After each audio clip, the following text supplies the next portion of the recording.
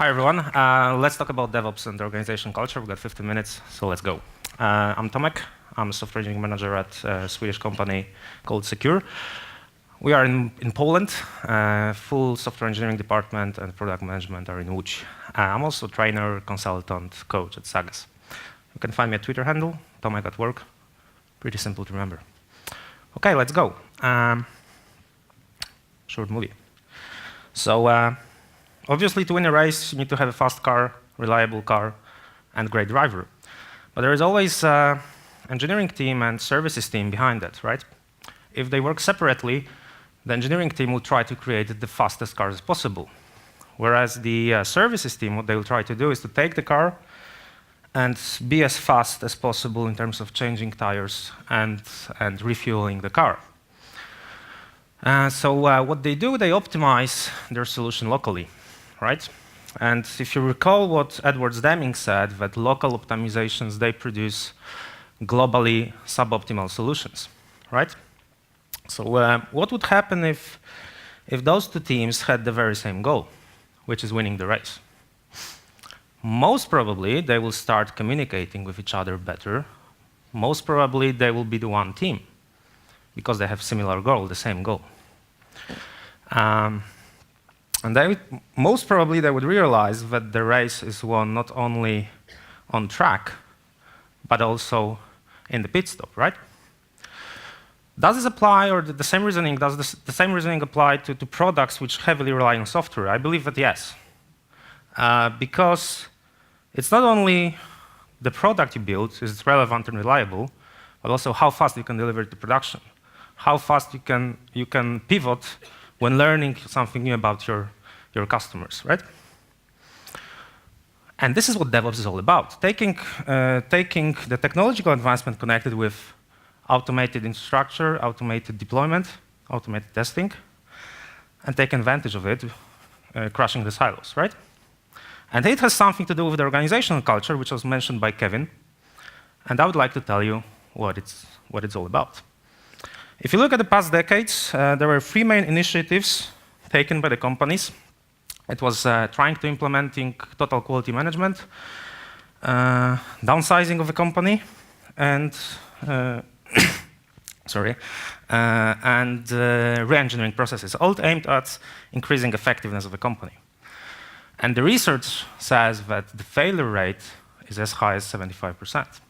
When the CEOs were asked in the retrospective what was the main reason for failure, all of them said that they didn't take into account organizational culture. So neglecting organizational culture when doing a transformation may result in returning to status quo pretty fast. So why is it so important, the concept, such an intangible concept like culture, why is it so important? Usually, or in the past, it was underestimated by scholars and managers because culture, as such, is mainly invisible in the company. It gets visible when it gets challenged. So remember yourself, if someone approaches you at work and says, OK, you got to start working differently, usually you feel resistance, and most probably you will say, sorry, we don't work this way. And this is where culture starts to appear in your everyday life.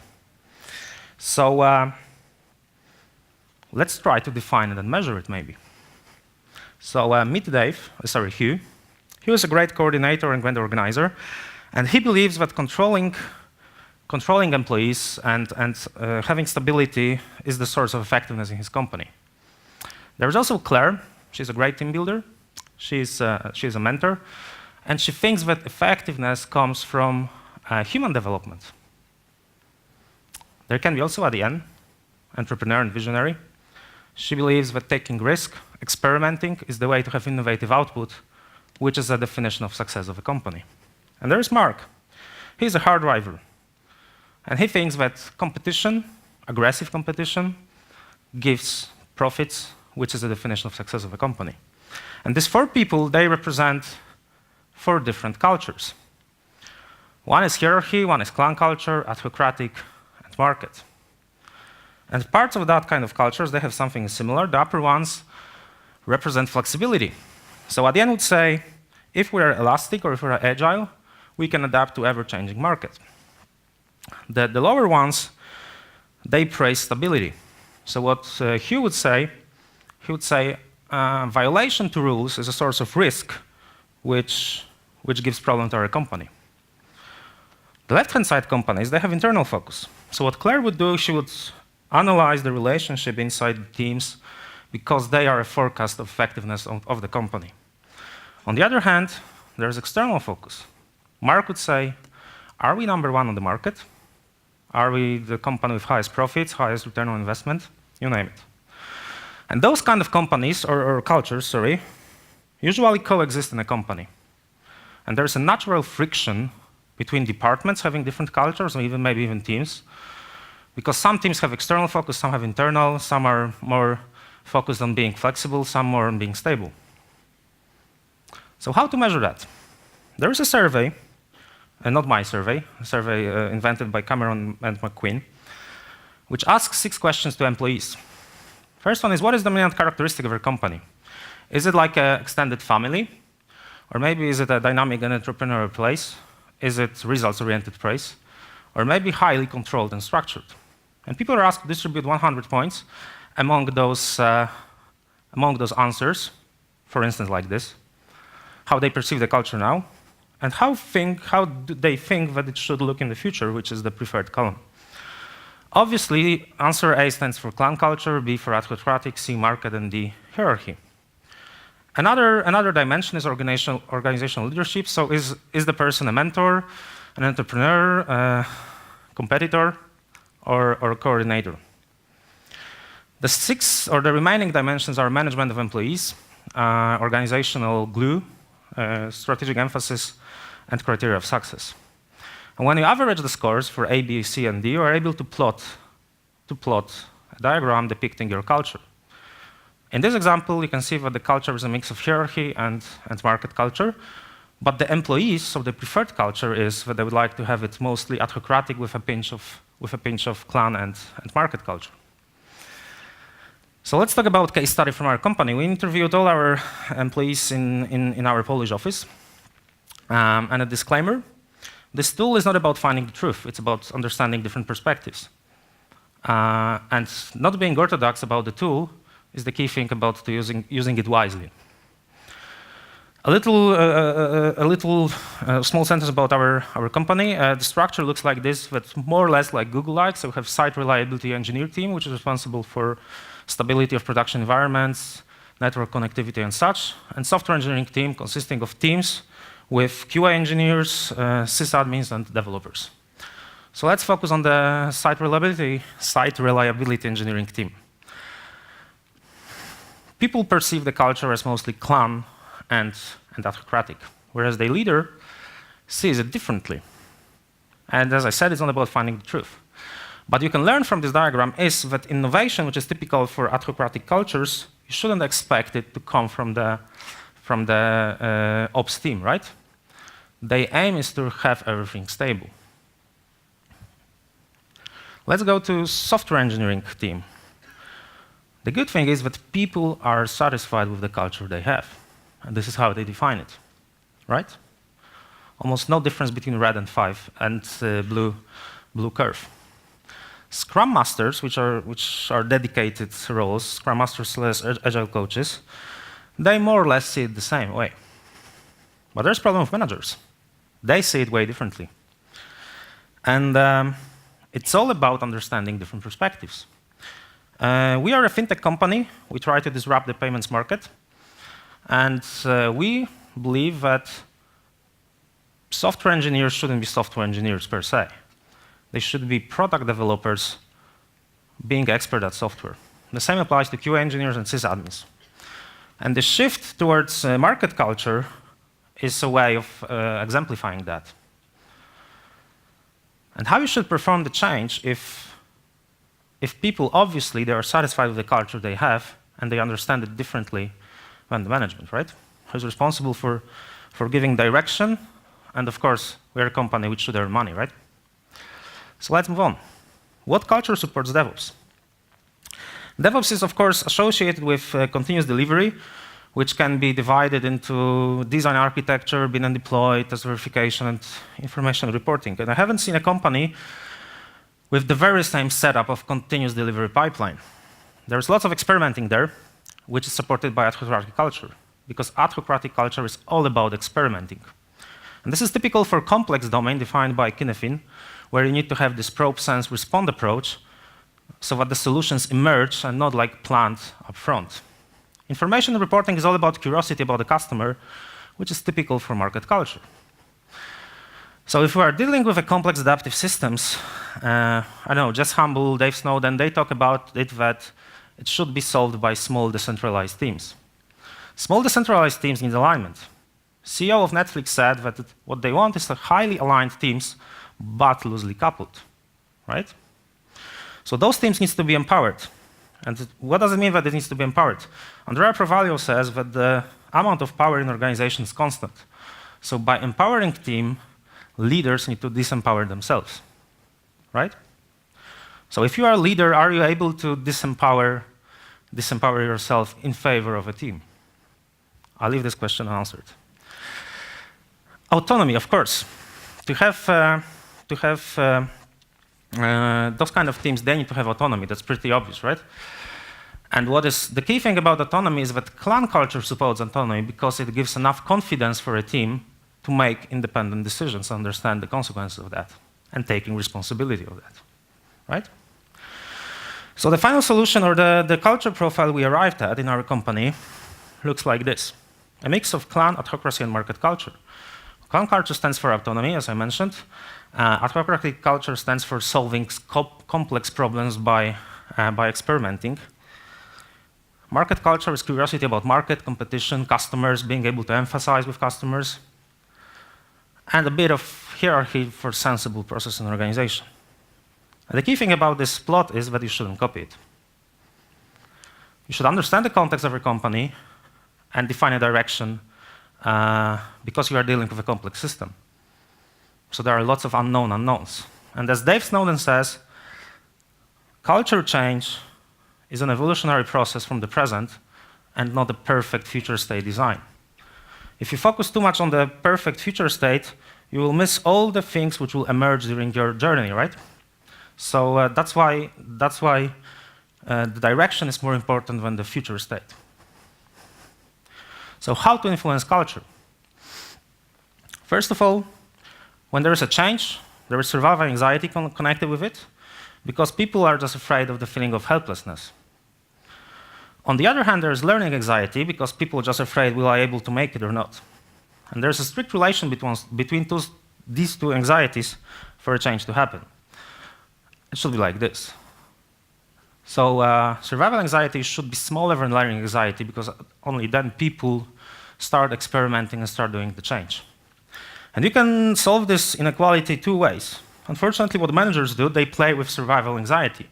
So they either threat people that they will be fired, or give them incentives with bonuses.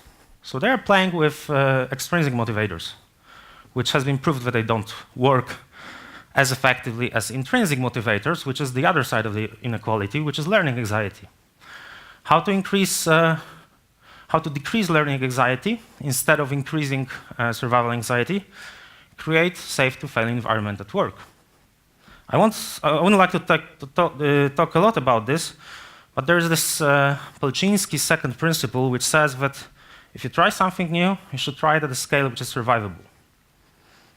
Okay, let's move on. Another thing is that when trying to change the culture or influencing the culture, you should relax and increase natural constraints. As an example, the way DevOps started in our company was that the team was informed that they will not have anyone helping them to deploy stuff on production, which basically means that they had to start to think about delivering value end to end. If you start playing with artificial constraints, then what happens is the informal culture of bypassing the artificial constraint. To give an example, at this conference, there are no breaks between talks. So the organizers are assuming that all the people will sit for 2 hours in the same place, which obviously doesn't happen because people change rooms, right? So this is the informal culture of bypassing artificial constraints. Manage connection interactions. Culture is, as defined by Dave Snowden, it's an emergent property of interactions. And if you start decoding stories being told in a company, you will start seeing stories or patterns of coping with opportunities and problems. And an example why it's important, if you agree with me that socialization of new employees, so I don't know, the first 3 months of a new employee in a company is the crucial part, how this employee will perceive things in future in the company, then maybe that person should be dealing with people who hold the culture we are willing to have. And this is what we try to do in our company, that there are people who are holders of the culture we would like to have, and usually try to mix new employees with this kind of people.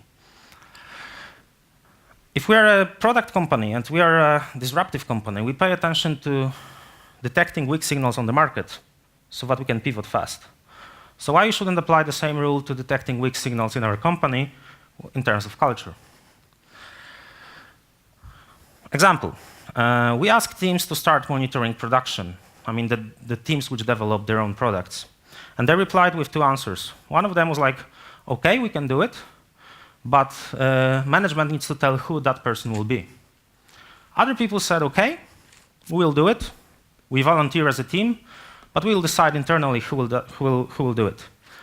And you can see there's asking for hierarchical culture or clan culture. And the management, if you want to move culture in a given direction, should reinforce the latter, right?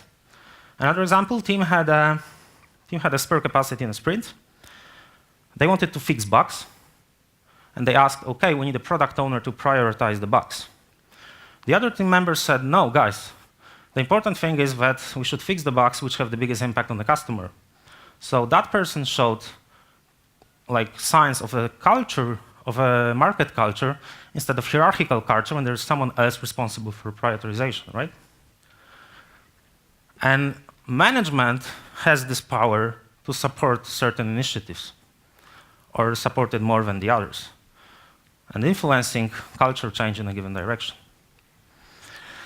So getting back to the DevOps transformation, depending where you're at, if you start with a clan culture, hierarchy, market, or autocracy, the success rate differs, I guess.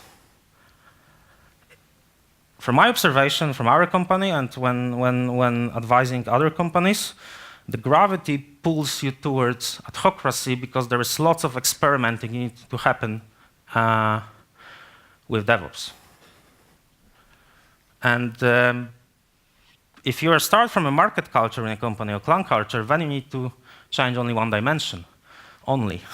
So either focus from internal focus to external focus, if it's clan culture, or from stability to flexibility in case of market culture.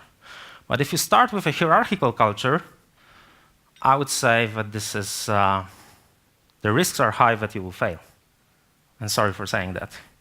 Because what I see that leaders, typical for hierarchical structures, coordinators and organizers, suddenly they need to become visionary or entrepreneurs.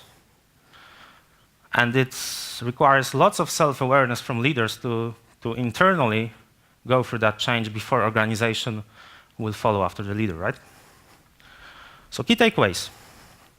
First of all, if you consider a change in your organization, think about the culture, and that perhaps the way you do the change should follow the culture. Second of all, understand context of your company, and I refer you to Kinefin to learn more about this. Define direction of change instead of perfect future state design. And remember that it's people who do the actual work. Culture is only the fundament which will amplify the efforts or just make it fail. And that's basically it. Thanks. Okay. Thank you.